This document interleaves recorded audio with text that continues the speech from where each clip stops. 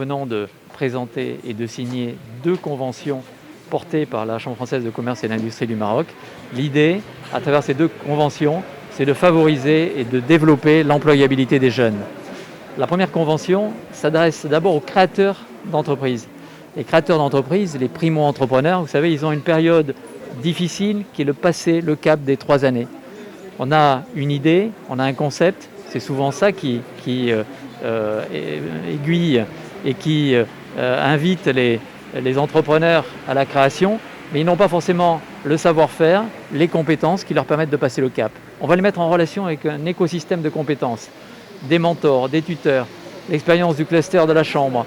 des financiers, des techniciens, des fiscalistes, qui vont leur permettre, les aider, structurer leur démarche et leur permettre de passer le cap.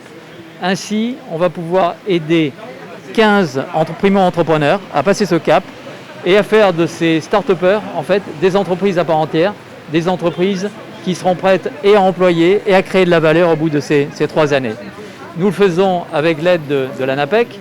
nous le faisons avec l'aide de la Caisse centrale de garantie, avec le Centre régional d'investissement dans la région Casa-Stat.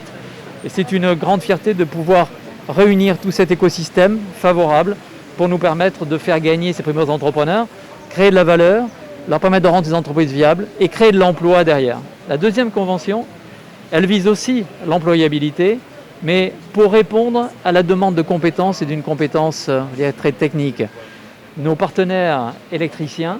qui travaillent dans le domaine de l'électricité ont souvent des difficultés à identifier des compétences de qualité pour porter des marchés que ces entreprises ont gagnés et les mettre en application. Avec l'aide de l'ENSEM et l'aide de l'École supérieure des affaires, nous avons construit un parcours pédagogique, un parcours en alternance. C'est un parcours à la fois théorique, académique et pratique, avec des plateformes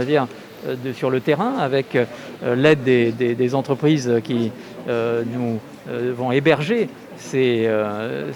collaborateurs ou ces futurs collaborateurs. Donc en quelques semaines, quelques mois de parcours, nous allons aider 25 jeunes à passer du cap de jeunes désireux de rentrer dans le mode du travail à de véritables compétences ayant une véritable employabilité. C'est ça l'enjeu aujourd'hui de cette deuxième convention que nous faisons là aussi avec l'aide de l'ANAPEC et des partenaires que sont l'IDEC, Clemcy et Ingelec pour leur donner les moyens de recruter donc 25 talents qui auront non seulement la tête bien faite de soft skills, mais bien pleine de compétences et techniques qu'ils ont acquis sur le terrain. C'est ça qu'on veut, favoriser l'employabilité, développer la création d'entreprises, aider à la reprise économique dans ce moment si particulier. Alors l'ANAPEC est déjà liée à la Chambre française du commerce et de l'industrie au Maroc par un cadre de partenariat global. Alors cet épisode est un épisode de mise en œuvre concrète de ce partenariat global qui porte sur 2 aspects essentiels. Le premier, c'est une contribution de toutes les parties signataires de la Convention, une contribution à la réussite du grand programme qui a été initié par notre illustre souverain Lainsoro, à savoir le programme Telaka, en essayant de confectionner ensemble un mode d'accompagnement post-création. Il faudrait signaler que la composante post-création, ça manquait à tous nos dispositifs d'accompagnement des jeunes promoteurs, des jeunes qui portent des idées de projet, et on n'avait pas une offre très concrète en matière d'accompagnement post-création. Aujourd'hui, les parties signataires s'engagent à élaborer un dispositif très cohérent, intégré, qui va permettre à ces jeunes de bénéficier de prestations d'accompagnement après leur création, et qui se composent de certaines modalités d'intervention opérationnelle, telles que du coaching individuel, par des entreprises déjà opérantes, avec beaucoup d'expertise. Tout cela pour donner plus de chance à ces jeunes qui auraient bénéficié du programme Intelaka, pour avoir plus de garanties de pérennité de leur projet, de réussite, puisque ce projet aujourd'hui est un grand projet fédérateur au niveau de notre pays et qui est une vraie issue pour la plupart de nos jeunes, faute d'opportunités d'insertion par le salariat. En tout cas, l'objectif, c'est de donner plus de chance aux jeunes qui optent pour l'entrepreneuriat, pour leur insertion. Donc c'est ça, je ne vais pas décliner tout le détail technique de l'opération. Alors le deuxième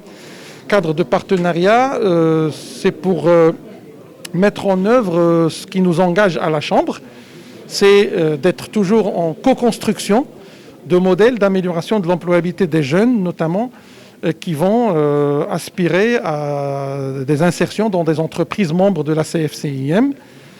Et là, franchement, c'est un exemple de complémentarité et de convergence entre une institution de formation de renommée, à savoir l'ENSEM,